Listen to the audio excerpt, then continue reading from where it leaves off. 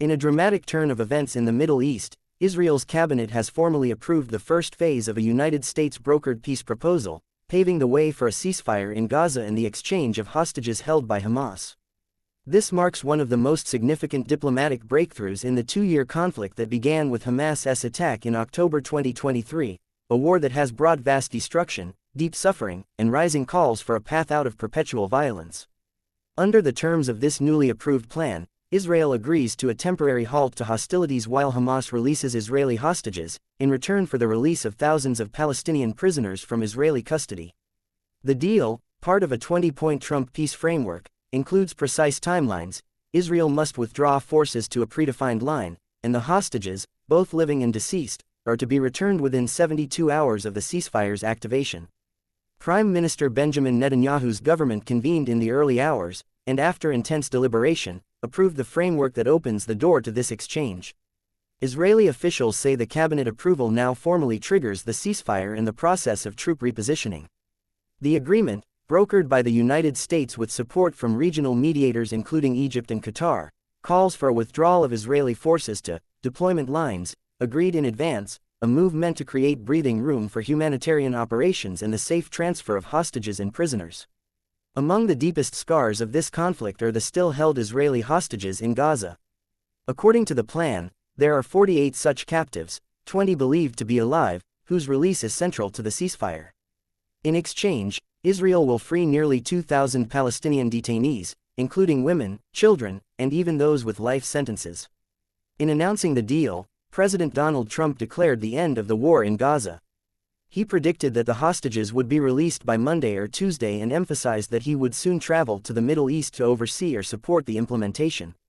To oversee the peace, some 200 U.S. troops will be deployed to Israel as monitors, joined by observers from Egypt, Qatar, and other regional actors. Their mandate: to ensure compliance with the ceasefire, monitor troop movements, and assist in the humanitarian corridor's operation. In Gaza, the response has been emotionally charged. For many Palestinians, the announcement has sparked hope for relief after months of bombardment, displacement, famine, and catastrophic damage to infrastructure. Tens of thousands began walking northwards, returning to areas they abandoned under siege or threat. But for many, the joy is tempered by grief, skepticism, and the ruins they now confront. Across Israel, public reactions are equally intense. On Hostages Square in Tel Aviv, families and supporters wept, hugged one another, and watched screens waiting for news of their loved one's return. Some popped champagne, others knelt in silent prayer. The emotional weight of this moment cannot be overstated. The possibility of loved ones returning after years of captivity brings relief but also anxiety over whether the deal will hold. Yet even as this moment unfolds with cautious optimism, countless questions remain unresolved. The plan's second phase, far more controversial, envisages Hamas's disarmament, the withdrawal of Israeli forces from all Gaza, and the deployment of an international stabilization force to oversee governance transitions. That path faces fierce resistance from Netanyahu's coalition, especially its far-right wings, which oppose any dilution of Israeli security control.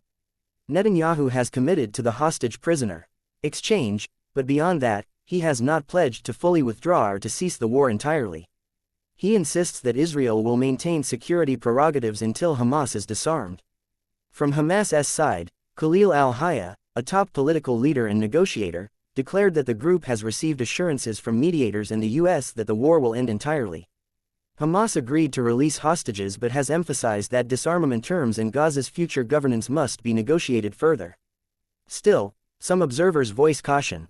In the early morning hours following cabinet approval, reports of sporadic shelling in Gaza surfaced, suggesting that the ceasefire's onset is not seamless. Neither the Israeli military nor Hamas immediately confirmed the ceasefire's full activation. Diplomats warn that the fragile truce could unravel if parties do not strictly adhere to agreed terms. The logistical challenge of releasing nearly 2,000 prisoners in tandem with hostage returns in under 72 hours is no small feat. Coordination, security, and trust all need to align under tremendous pressure. One of the more contested details is Israel's declaration that the already approved withdrawal is only partial. The country retains control over more than half of Gaza under revised deployment lines. That remains a point of friction, as critics argue it represents a continuation of occupation under another name. Meanwhile, humanitarian agencies prepare to scale up assistance. The United Nations, which has prepositioned over 170,000 metric tons of supplies near Gaza's borders, is ready to push aid in once the truce holds. Critical border crossings, especially Rafah, are due to reopen to allow food, medicine, and reconstruction materials to flow in. Still, civilians returning home are faced with a landscape of devastation: flattened homes, destroyed hospitals, blocked roads, contaminated water, and lingering unexploded ordnance. The task of rebuilding Gaza will be monumental, and much of it hinges on a sustained peace. International reactions have been largely welcoming. World leaders, from France to the UK to Germany, praised the breakthrough and called for continued vigilance in its implementation. Some urged that the deal be the beginning, not the end, of bridge building in the Middle East.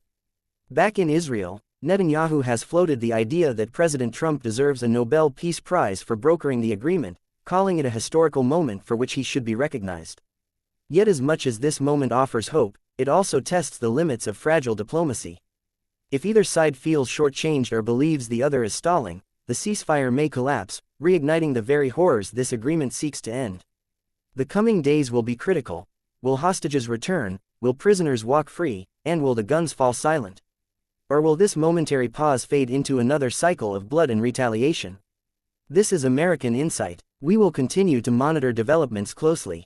Stay tuned for updates on implementation, reactions on the ground, and the evolving future of Gaza and Israel in this critical moment for peace.